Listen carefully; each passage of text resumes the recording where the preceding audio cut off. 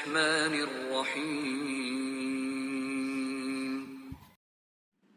السلام عليكم ورحمة الله وبركاته.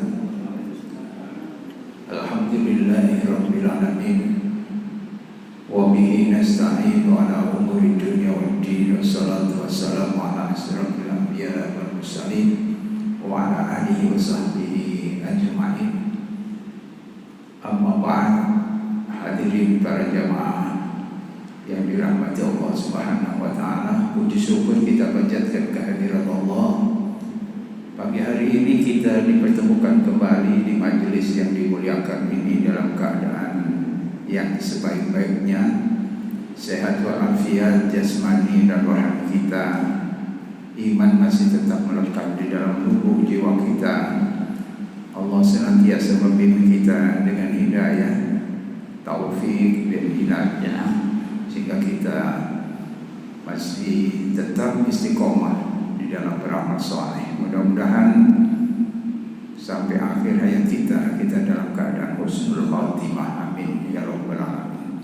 Salawat serta salam semoga tetap tercurahkan ke hariban junjungan kita Nabi besar Muhammad sallallahu alaihi wasallam beserta keluarga dan para sahabatnya serta umatnya yang setia melaksanakan ajarannya ila yaumil qiyamah.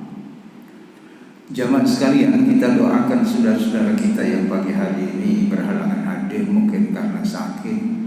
Semoga segera diberi kesembuhan oleh Allah Subhanahu wa taala, atau mungkin karena kesibukan-kesibukan yang lain, mudah-mudahan kesibukannya diberi kemudahan dan keselamatan oleh Allah Subhanahu wa taala. Karena pagi hari ini serempak di Surabaya itu kerja bakti masal ya. Tadi malam undangan itu sudah diberikan, tapi ya kita ini kan sudah udur. Jadi masih dimaklumi kalau tidak ikut nyangkul gitu, masih dimaklumi ya. Itu kan dari yang masih muda-muda, yang tenaganya masih lebih. Nah, ini di Surabaya memang sedang kerja bakti masal. Nah, ini kita izin untuk tetap istiqomah bertaklim pada kesempatan pagi hari ini.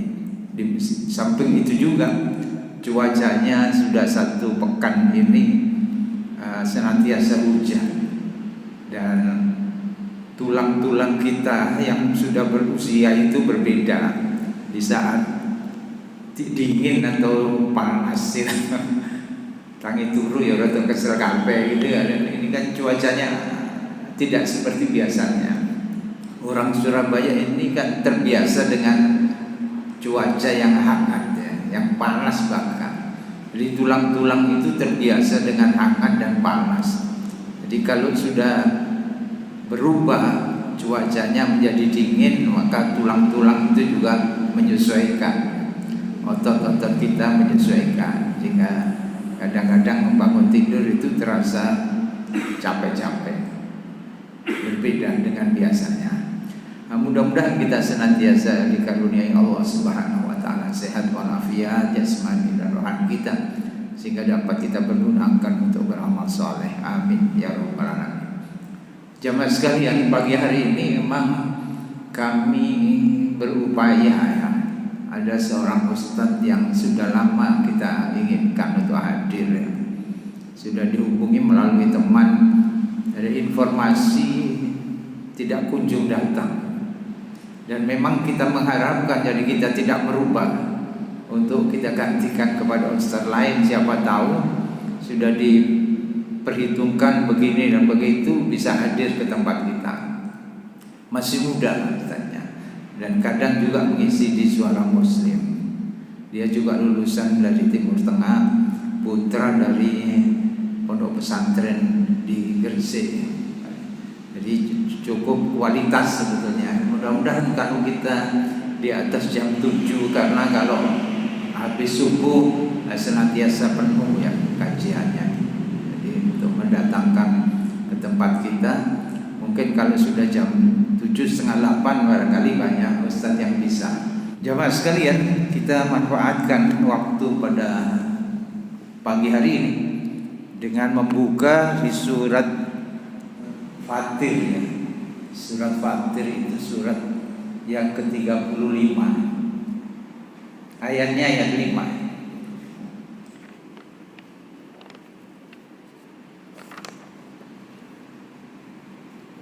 Surat 31 ayat 33.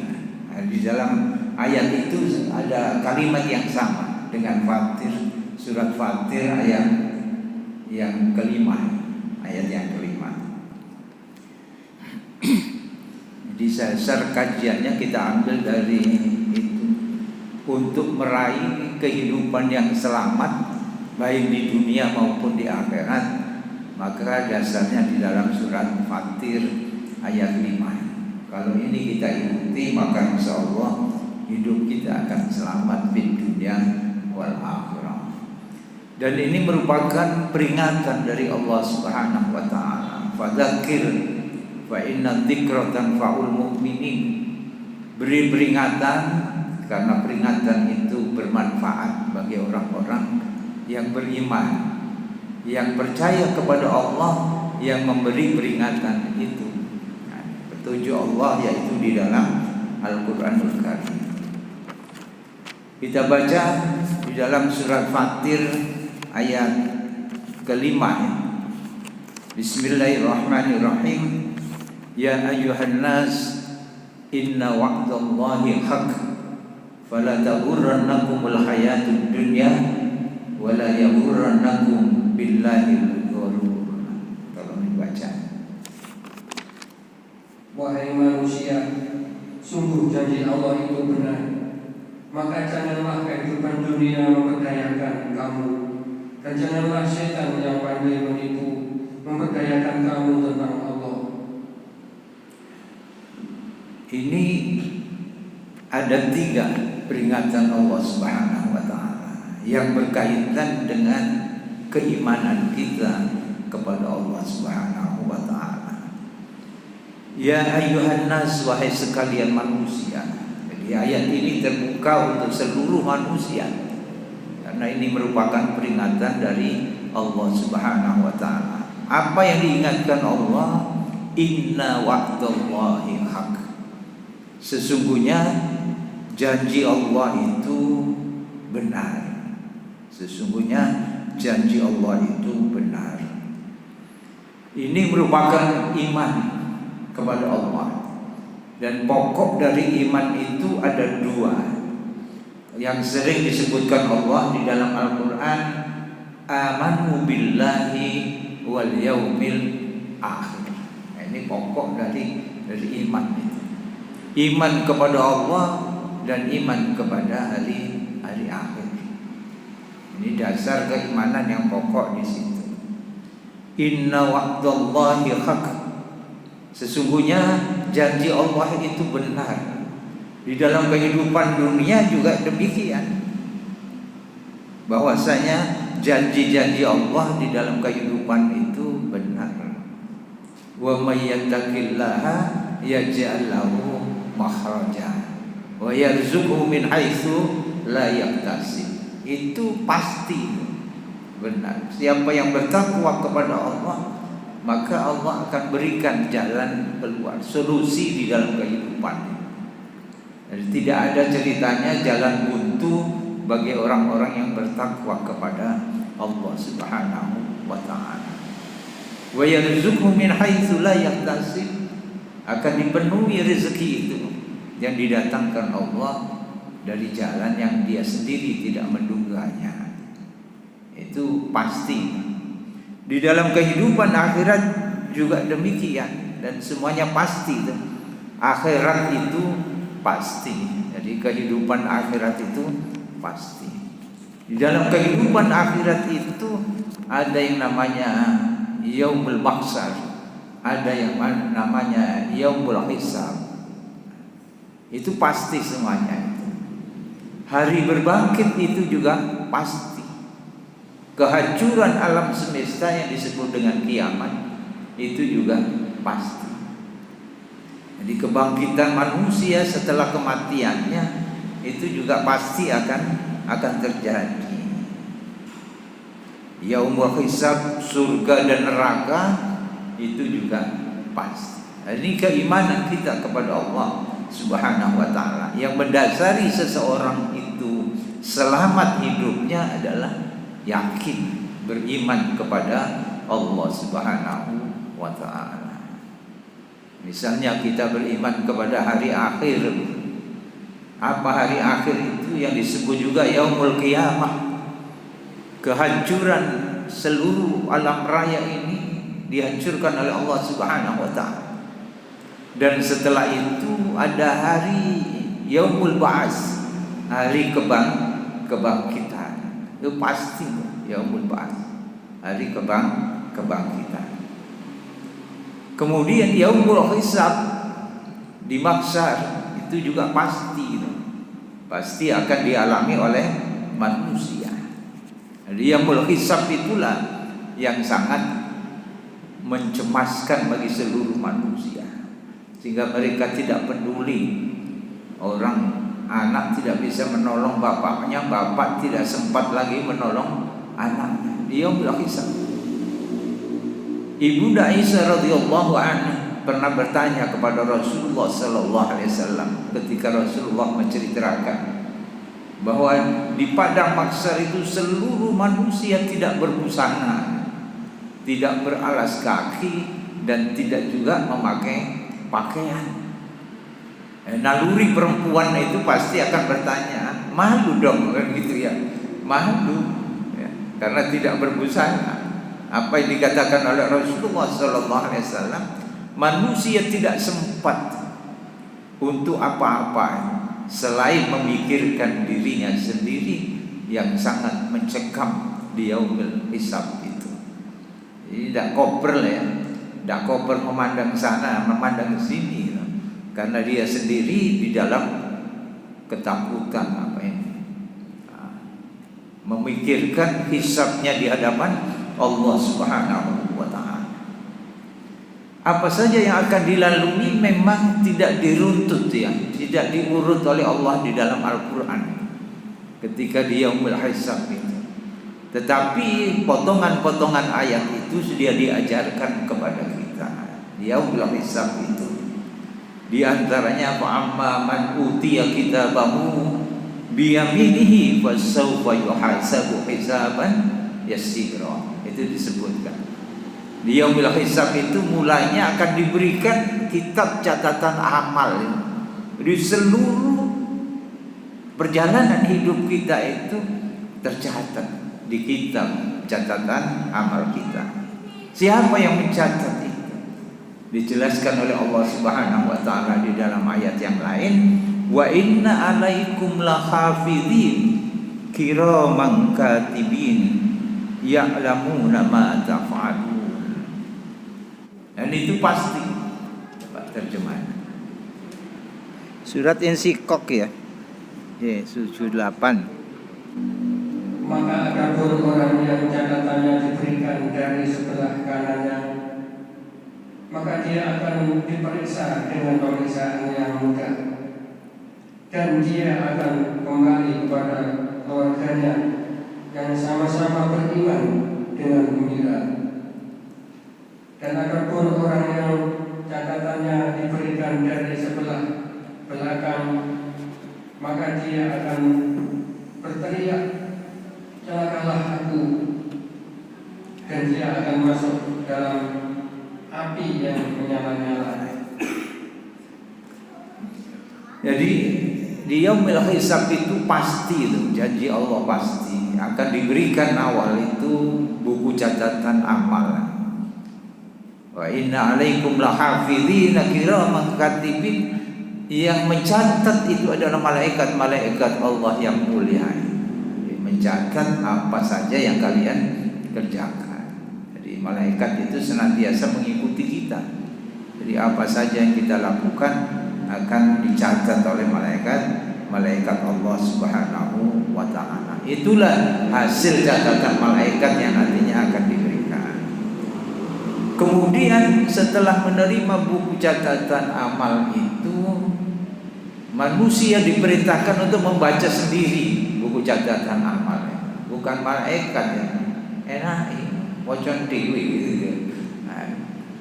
Jadi catatan amal itu nanti tercatat di dalam surat 17 ayat 14. Iqra kitabak kafa bi nafsikal yawma 'alaika hasiba. Cukuplah dirimu sendiri di hari itu sebagai yang menghisab.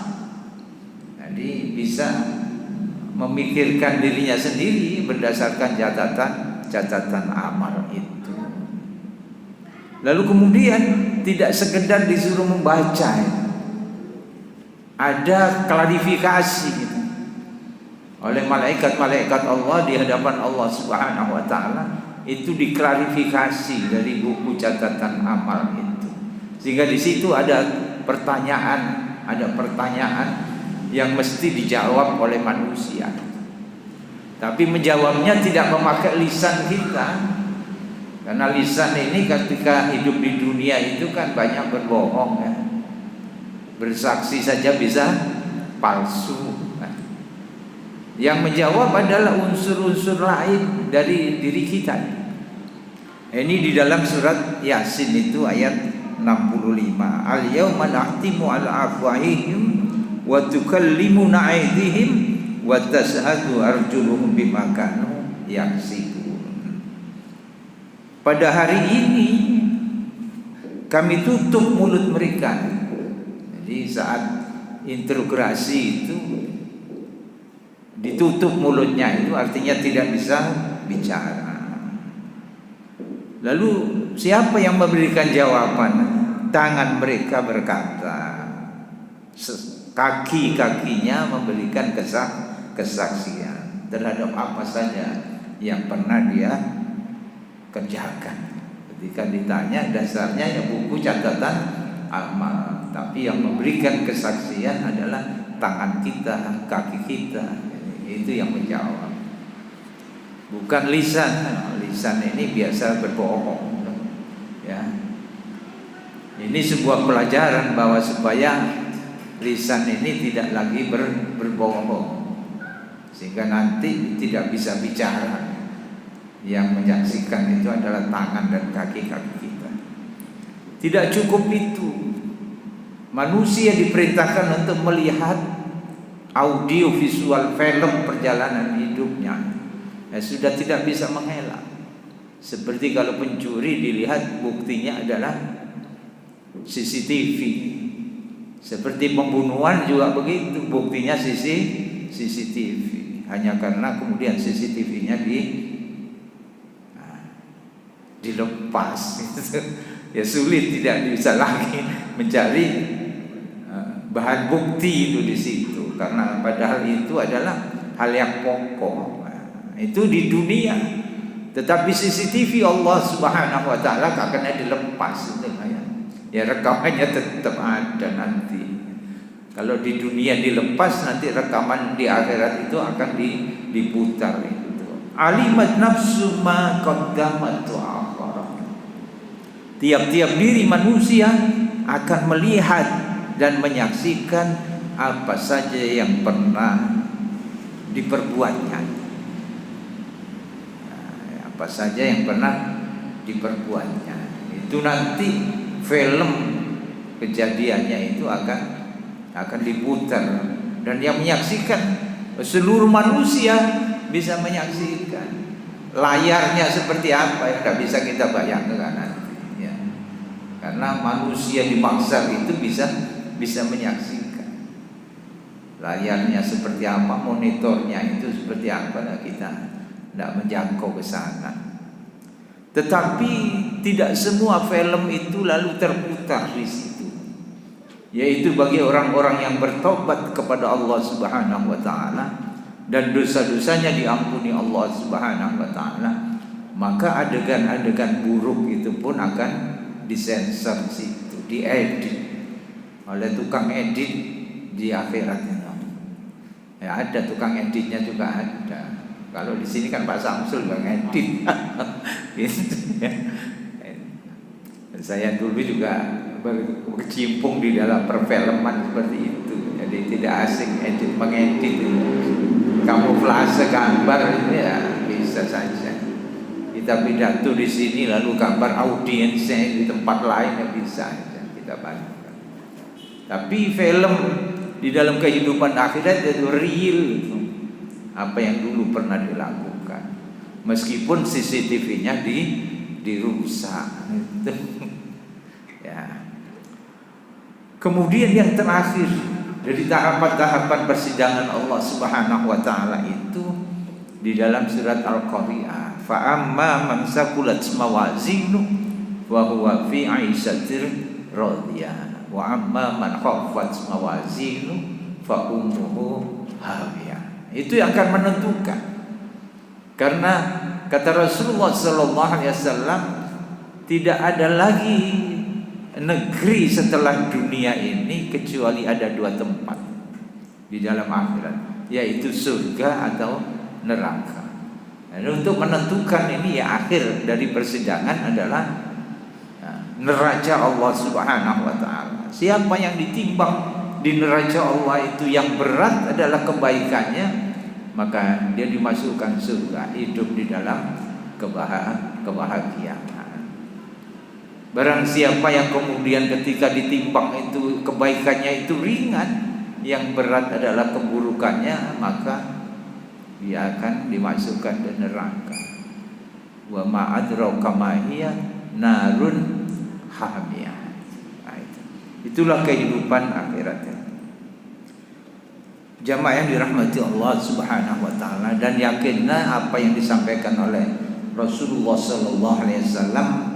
Pernah beliau menasihati sahabat-sahabatnya, walladzi nafsi biyadi ma ba'dal maut min mustaqbal. Rasulullah sallallahu alaihi wasallam mengawali kalimatnya ini dengan sumpah, walladzi nafsi biyadi, demi jiwaku yang ada di genggaman Allah Subhanahu wa taala. Lalu apa kemudian? Ma ba'dal maut min mustaqbin, bahwasanya tidak ada lagi kesempatan untuk memperbaiki nasib. Seperti di dunia ini selalu kita perbaiki nasib, tetapi setelah mati itu tidak ada lagi kesempatan memperbaiki nasib. Wala ba'dad dunya min darin illal jannah awin nar. Ketahuilah bahwa tidak ada lagi negeri setelah dunia ini kecuali surga atau neraka. Jadi kalau sudah wafat, kita masuk di barzakh, lalu dia hisab, dan di situ tidak bisa lagi memilih. Aku mlebu swarga ae, enggak bisa, ya, enggak bisa. Karenanya Allah Subhanahu wa taala mengingatkan, wal tanzur nafsum ma qaddamat lighad. Di dalam surat Al-Hasr ayat 18 itu, hendaklah setiap diri itu memperhitungkan apa yang sudah dipersiapkan untuk hari esok di dalam kehidupan akhirat itu. Ini adalah pasti. Jadi yang berkaitan dengan iman, inna wa'dallahi haq, sesungguhnya janji Allah itu pasti benar. Fala taghurrannakumul hayatud dunya, jangan sekali-kali kalian terpedaya dengan kehidupan dunia ini. Kalau kita salah di dalam memandang dunia, maka itulah awal dari kesesatan kita. Karenanya Allah mengingatkan, yang pertama meyakini akan kebesaran Allah dengan kehidupan akhirat dan lain-lain. Dan yang kedua, pesan Allah Subhanahu wa taala di dalam ayat ini adalah jangan sekali-kali terpedaya oleh kehidupan dunia. Ada peringatan-peringatan penting itu lalu diselipkan juga itu dengan jangan sekali-kali terpedaya dunia itu. Coba dibuka di dalam surat Ali Imran ayat 185. Ini juga sudah populer ayat ini, tapi kadang-kadang arep maca surat ini groto merinding. Kullu nafsin dha'iqatul maut wa innama tuwaffawna ujurakum yaumal qiyamah. Faman zuhziha 'anil nar wa udkhilal jannata faqad faz. Wa mal hayatud dunya illa mata'ul ghurur. Tolong terjemahkan. Setiap yang bernyawa akan merasakan mati, dan hanya pada hari kiamat sajalah diberikan dengan sempurna balasanmu. Barang siapa dijauhkan dari neraka dan dimasukkan ke dalam surga, sungguh dia memperoleh kemenangan. Kehidupan dunia hanyalah kesenangan yang memperdaya. Nah itu penutupnya seperti itu. Wa mal hayatud dunya illa mata'ul ghurur. Ketahuilah bahwa kehidupan dunia itu adalah mata'ul ghurur. Sesuatu yang menipu, memperdaya kalian sehingga kalian itu terkecoh. Padahal sudah diingatkan kullu nafsin dha'iqatul maut. Tiap-tiap yang berjiwa, tiap-tiap manusia itu akan mengalami mati. Dan nanti akan disempurnakan pahalanya itu di yaumil kiamah, bukan sekarang. Perbuatan amal soleh tidak langsung diberikan upahnya di dalam kehidupan dunia, tetapi nanti disempurnakan di yaumil kiamah. Karena itu, kalau kalian ingin sukses, faman zuhziha 'anil nar wa udkhilal jannata faqad faz. Kalau kalian ingin sukses yang sebenarnya, dijauhkan dari neraka, dimasukkan ke surga, maka ketika hidup di dunia itu, wa mal hayatud dunya illa mata'ul ghurur. Jangan sampai terpedaya dengan kehidupan dunia. Ini cara Allah memberikan peringatan itu seperti itu. Jadi ditunjukkan dulu bahwa kalian akan mati, pahalanya nanti akan diberikan yaumul qiyamah. Apa yang sudah kalian perbuat sehingga bisa mendapatkan pahala, yaitu dengan jangan terpedaya dengan dunia. Jemaah yang dirahmati Allah Subhanahu wa taala, tentang dunia ini banyak. Rasulullah sallallahu alaihi wasallam juga mengibaratkan pernah bersama sahabat di pasar, di pasar lalu mendapati ada bangkai kambing di situ. Coba siapa yang mau beli nih bangkai kambing ini, ya, dengan harga murah? Tidak ada yang mau beli, namanya bangkai. Kenapa? Karena siapa yang mau bangkai? Dunia itu ya lebih hina dari itu, lebih buruk dari bangkai kambing yang kamu sendiri tidak suka, tidak mau. Di dalam surat apa ini? Al-Hadid ya. I'lamu annamal hayatud dunya la'ibun wa lahwun wa zinah wa tafakhurun bainakum fil amwali wal aulad. Di dalam surat Al-Hadid ya, ayat 20. Lalu ditutup dengan kamasali hoisin a'jabal kuffar nabatuhu summa yahiju fatara humusfarran summa yakunu qutama. Ketahuilah, sesungguhnya kehidupan dunia itu hanyalah permainan dan cengkerawan, perhiasan dan saling berbangga di antara kamu, serta berlomba dalam kekayaan dan anak keturunan. Seperti hujan yang tanam-tanamannya mengagumkan para petani, kemudian tanaman itu menjadi kering dan kamu lihat warnanya kuning, kemudian menjadi hancur. Dan di akhirat nanti ada azab yang keras dan ampunan dari Allah serta ridhaannya. Dan kehidupan dunia tidak lain hanyalah kesenangan yang palsu. Itulah peringatan Allah Subhanahu wa taala. Kehidupan dunia itu hanyalah permainan. Hanyalah permainan. Jadi permainan itu tidak abadi, sebentar rasanya. Nekeran itu ya kan suwe. makan sesuai yang bosan kan gitu ya. Jadi permainan kehidupan dunia itu tidak lama. Lalu kemudian Allah membuat ilustrasi seperti air hujan yang turun dari langit yang menyuburkan tanaman-tanaman itu menghijau gitu, membelalakkan mata. Jadi ketika dipandang oleh mata itu sangat indah. Tapi itu tidak lama. Lalu daun-daun itu mengering. Daun-daun itu menjadi kering, kemudian hancur berantakan. Dia akan tertiup angin dan jatuh di bumi. Itu akan berantakan. Itulah kehidupan dunia. Jadi tidak lama. Seperti daun yang hijau, lalu daun yang hijau itu juga tidak lama, dia akan menguning dan mengering, lalu berserakan, hancur, berserakan. Lalu diingatkan di penutup ayat ini, wa mal hayatud dunya illa mata'ul ghurur. Kehidupan dunia itu adalah kesenangan yang menipu. Jadi kalau kita ingin selamat hidup kita, tidak meletakkan dunia itu di dalam hati kita. Jamaah yang dirahmati Allah Subhanahu wa taala. Di zaman Rasulullah sallallahu alaihi wasallam itu saja ada sahabat-sahabat itu yang terpukau dengan kehidupan dunia.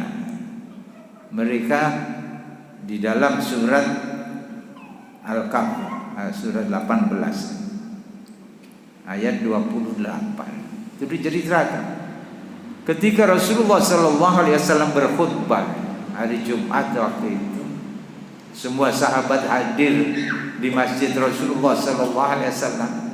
Dan saat itu memang agak paceklik, sulit mendapatkan sembako saat itu di Madinah. Lalu ketika Rasulullah sallallahu alaihi wasallam di tengah-tengah khutbahnya itu, dari kejauhan situ ada tabuh-tabuhan itu.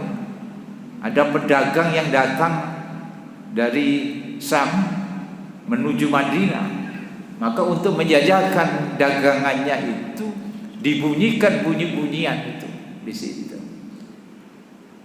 Kedengaran sampai di masjid Rasulullah sallallahu alaihi wasallam. Apa yang terjadi? Lalu kemudian sebagian dari sahabat ini kabur gitu, meninggalkan Rasulullah sallallahu alaihi wasallam. Maka diingatkan oleh Allah Subhanahu wa taala di dalam surat Al-Kahf ayat 28.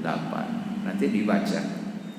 Wala tuti man aghfalna qalbahu an dzikrina wattaba'a hawa wa kana amruhu furuta.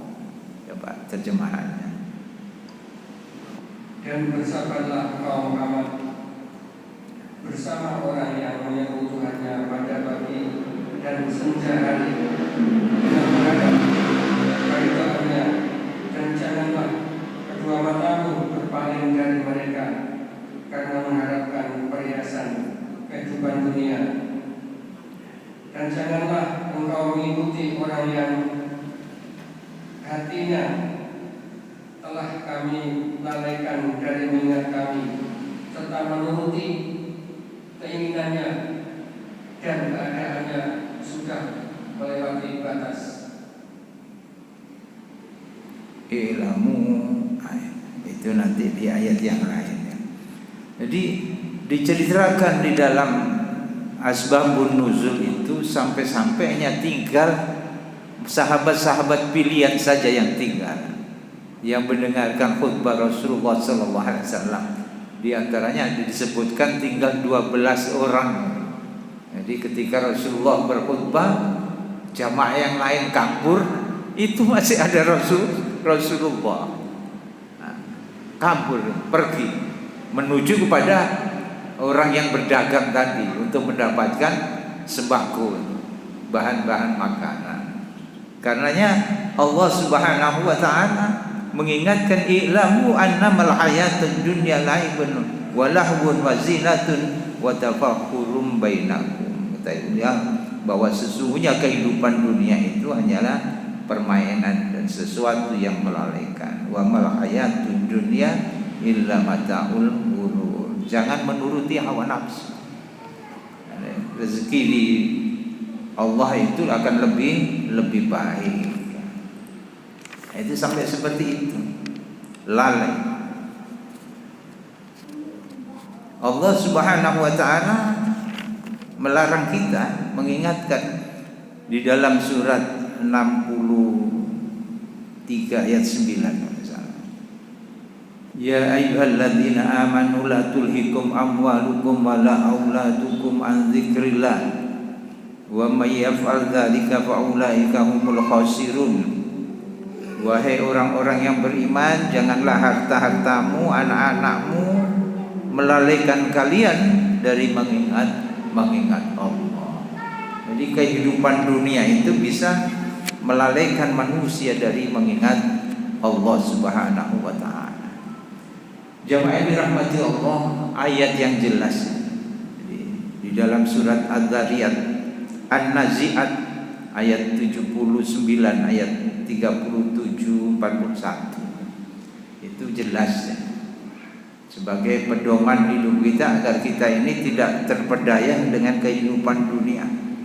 Dikatakan oleh Allah Subhanahu wa taala, fa amma man tagha wa asara hayatad dunya fa innal jahima hiyal ma'wa. Orang-orang yang melampaui batas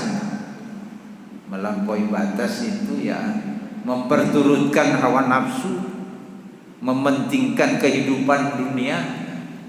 Ini berlebih-lebihan daripada mementingkan Allah Subhanahu wa taala. Itu sudah melampaui batas. Jadi orientasi hidupnya itu adalah dunia. Pokoknya senang dunia. Maka orang yang seperti ini, kata Allah Subhanahu wa taala, karena dia melalaikan Allah Subhanahu wa taala, mengejampingkan Allah daripada kesenangan dunia, maka orang seperti ini kan endingnya nanti neraka, tempat tinggalnya. Sebaliknya wa amma man khafa maqama rabbih wa nahan nafsa 'anil hawa wa innal jannata hiyal ma'wa. Jadi orang-orang yang takut akan makom Tuhannya, kebesaran Allah Subhanahu wa taala, lalu dia mampu menahan hawa nafsunya. Sebetulnya kesenangan itu banyak ya, kalau tidak dituruti, menuruti kesenangan ya akeh, ikut turu iki turun akeh itu, menuruti kesenangan hawa nafsu. Tapi dia lebih takut pada kekuasaan Allah Subhanahu wa taala, lebih dari melalaikan Allah Subhanahu wa taala. Orang yang seperti inilah yang dijamin oleh Allah Subhanahu wa taala, fa innal jannata hiyal ma'wa. Maka tempat tinggal mereka adalah di surga Allah Subhanahu wa taala. Ini tentang hawa nafsu. Jadi nanti kalau bulan Ramadan biasanya banyak dibahas tentang ini. Jamaah yang dirahmati Allah Subhanahu wa taala, dilanjut saja yang ketiga dari peringatan Allah Subhanahu wa taala, wala taghurrannakum billahil ghurur. Jangan tertipu oleh setan yang pandai menipu. Itu yang ketiga. Jadi kesengsaraan hidup di dunia ini nanti menuju kepada kesengsaraan hidup di akhirat itu kalau kita mampu menghindari dari tipu daya setan. Ayatnya cukup banyak ya. Nanti coba dibaca dulu di dalam surat Al-Baqarah ayat 208. Ya ayyuhalladzina amanu dkhulu fis silmi kafah. Itu dulu bahwa Allah menyebutkan bahwa musuh kalian itu adalah setan. Maka jadikanlah dia musuh. Surat Al-Baqarah ayat 208. Wahai orang-orang yang beriman, masuklah ke dalam Islam secara keseluruhan dan janganlah kamu ikuti langkah-langkah setan. Sungguh ia musuhnya nyata bagimu. Itu.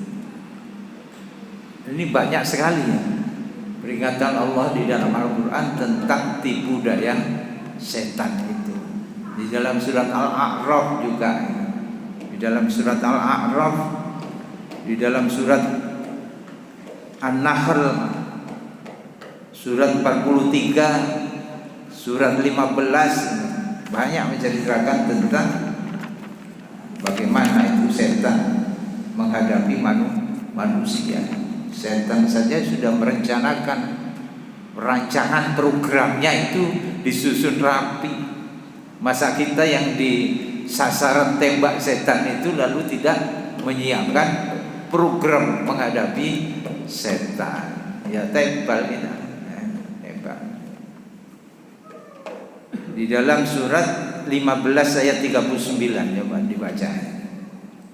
Ia Iblis berkata, Tuhanku, oleh karena engkau telah memutuskan bahwa aku sesat, aku pasti akan jadikan kejahatan terasa indah bagi mereka di bumi, dan aku akan menyesatkan mereka semuanya. Ini tekadnya iblis itu. Jadi setan itu sudah merancang ya, pola-pola untuk menyesatkan manusia. Mestinya kita punya juga program untuk menghadapi itu. Program setan sudah ditunjukkan oleh Allah di dalam Al-Quran. Bagaimana menghadapinya? Allah juga memberikan petunjuk di dalam Al-Quran, bahwa dia bersumpah di hadapan Allah, karena aku telah engkau sesatkan wahai Allah, maka aku jadikan itu mata manusia itu memandang keburukan itu menjadi indah, perbuatan maksiat itu jadi indah. Karenanya orang yang berbuat maksiat itu sulit untuk melepaskan kemaksiatannya itu. Jadi sulit, karena yang dia pandang bahwa perbuatannya itu benar dan indah, itu enak juga, itu nikmat gitu. Itu kemaksiatan. Sudah pernah kita lihat permainan itu di dalam sidang di DPR ketika akan memutuskan tentang undang-undang tentang pornografi, porno aksi. Apa kata mereka yang tidak setuju itu? Porno aksi, pornografi itu sebuah keindahan itu. Jadi wong muda itu indah jadi ini gitu. Seperti itu. Itulah penglihatannya sudah dirubah oleh setan itu. Dinampakkan bahwa kemaksiatan itu sesuatu yang indah. Nah, ini ditunjukkan kepada kita di media televisi disiarkan. Mereka tidak setuju melarang undang-undang apa? Memberikan undang-undang larangan terhadap porno aksi dan pornografi.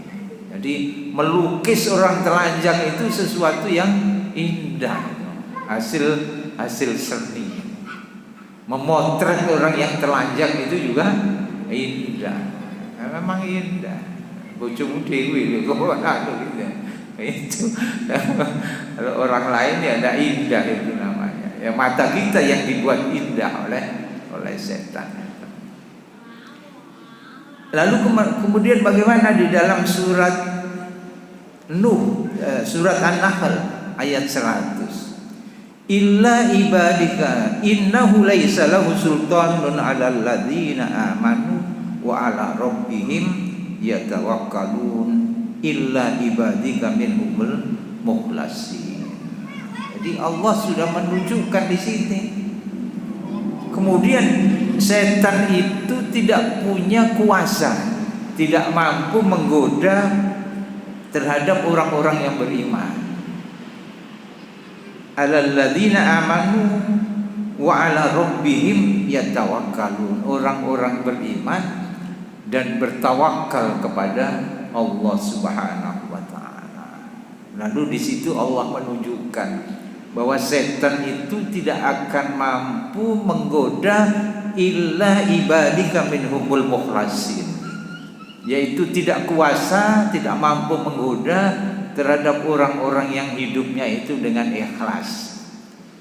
Jadi kalau kita ini hidup masih ada penyakit di dalam hati kita, yaitu syirik kecil, kata Rasulullah SAW. Apa syirik kecil itu? Ar-riya, yaitu riya. Kalau hidup kita itu selalu saja riya, nah itu mudah untuk dimasuki setan. Jadi kalau kesana kemari itu hanya pencitraan itu, ya mudah dimasuki setan. Itu istilah sekarang ya seperti itu. Jadi riya itu bisa sesuatu yang semu saja. Kalau dunia kita ini lalu dipenuhi dengan penyakit yang seperti itu, setiap langkah itu penuh dengan riya, maka setan akan subur untuk mempengaruhi orang-orang yang di situ. Nanti akan riya berikutnya, riya berikutnya, nanti jadi penyakit. Nanti dilengkapi juga dengan kebohongan. Jamaah yang dirahmati Allah Subhanahu wa taala, cukup banyak ya tentang setan itu. Allah sudah mengingatkan kepada kita bahwa jangan sampai kalian tertipu dengan setan yang pernah mengeluarkan bapak dan ibumu dari surga. Siapa? Adam dan Hawa. Itu yang awal mula bahwa ditunjukkan dari Allah bahwa setan itu pernah mengeluarkan bapakmu dan ibumu itu dari surga. Maka jangan kalian kemudian terpedaya. Lalu apa yang kita lakukan? Ya ayyuhalladzina amanu dkhulu fis silmi kafa. Wahai orang-orang yang beriman, masuklah di dalam agama itu secara keseluruhan, secara komprehensif itu. Semua syariat-syariat agama itu kita laksanakan, tidak hanya sepotong. Dan itu kita lakukan dengan secara istiqomah. Apa pekerjaan setan? Target yang ingin dicapai oleh setan. Karena setan itu tujuannya untuk supaya manusia itu jadi temannya di neraka. Allah sudah menceritakan itu. Ada di situ ada khutbah iblis itu. Ketika iblis, setan, orang-orang yang ikut di jalan mereka itu masuk di dalam neraka. Nah, ketika di neraka itu welean mereka itu saling menyalahkan. Maka disitulah kesempatan iblis itu berkhutbah. Nah, nanti ini ada bahasan sendiri. Nek kepingin ngerungono khutbah iblis. Nah, itu. Nah, nanti target setan adalah supaya menjadikan seseorang itu kafir, ingkar kepada Allah Subhanahu wa taala. Sehingga di dalam surat Al-A'raf itu, wahai Allah, sehingga kalian itu Allah tidak akan menyaksikan hamba-hambamu itu bersyukur. Artinya menjadi ingkar kepada Allah, jadi kufur. Jadi kalau ingkar kepada Allah sudah otomatis neraka tempatnya itu. Lalu kemudian menghiasi kehidupan agama itu dengan perbuatan-perbuatan yang baru. Kalau disebut bid'ah itu kadang-kadang rada alergi gitu ya. Rada alergi. Hal-hal yang baru yang dianggapnya itu ibadah tapi ternyata bukan. Itu cara-cara setan di dalam mempengaruhi manusia. Lalu yang ketiga, kalau itu tidak bisa, setan itu akan mengiring manusia pada perbuatan-perbuatan dosa-dosa besar. Jadi dosa besar itu dibisik-bisikkan di telinganya, dosa yang iso tobat, tidak apa-apa gitu. Jadi cara menggoda Adam juga seperti itu. Jadi bukan ditunjukkan kepada keburukan tapi kebaikan. Kenapa engkau dilarang untuk mendekati pohon ini?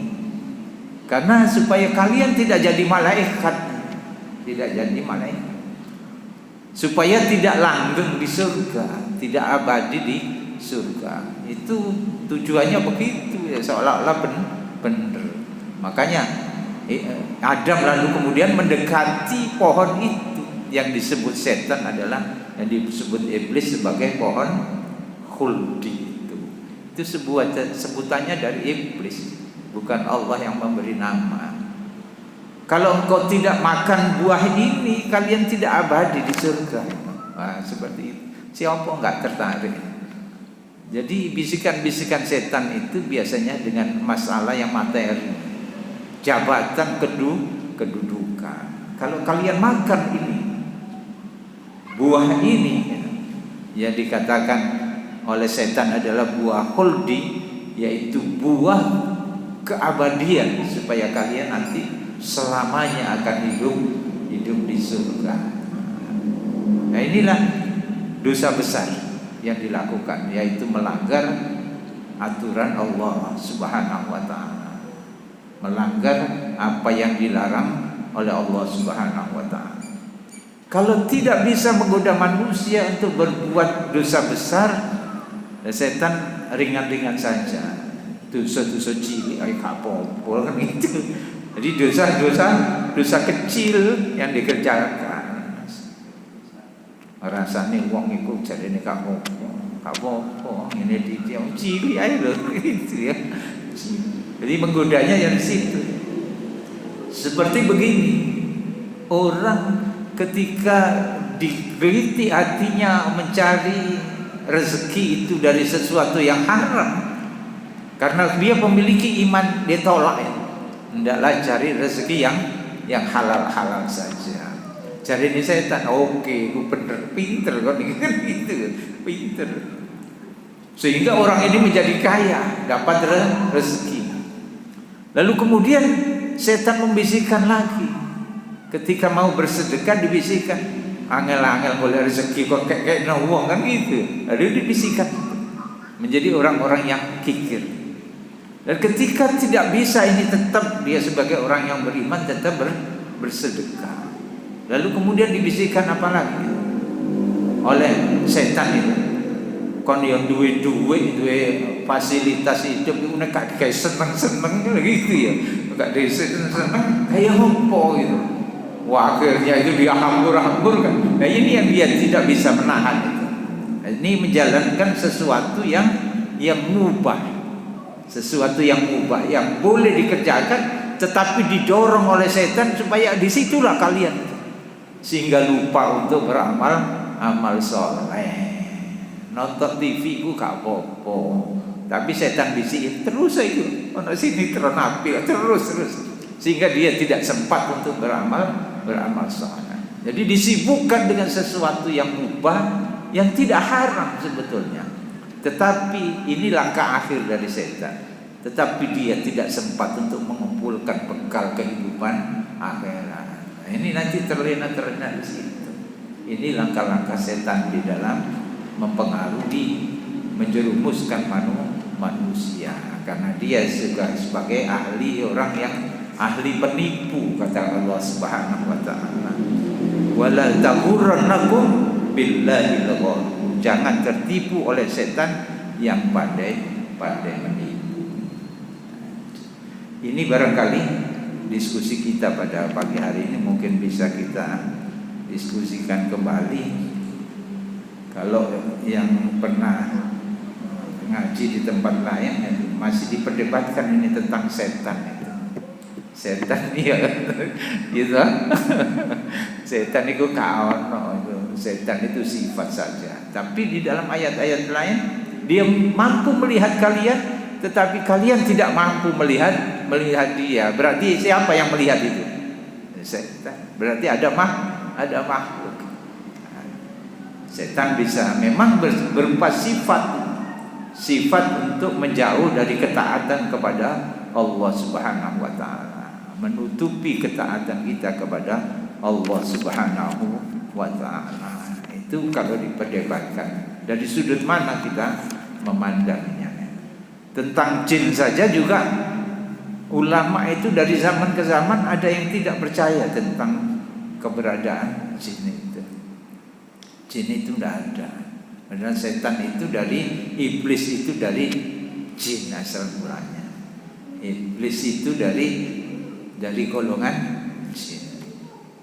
Lalu kemudian dia membangkang kepada Allah Subhanahu wa taala. Ceritanya sangat panjang itu kalau bicara itu.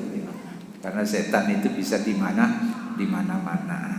Ini barangkali yang bisa kita sampaikan pada kesempatan kali ini, dan bila mana ada khilaf salahnya mohon maaf. Sekiranya didiskusikan, monggo. Wassalamualaikum warahmatullahi wabarakatuh.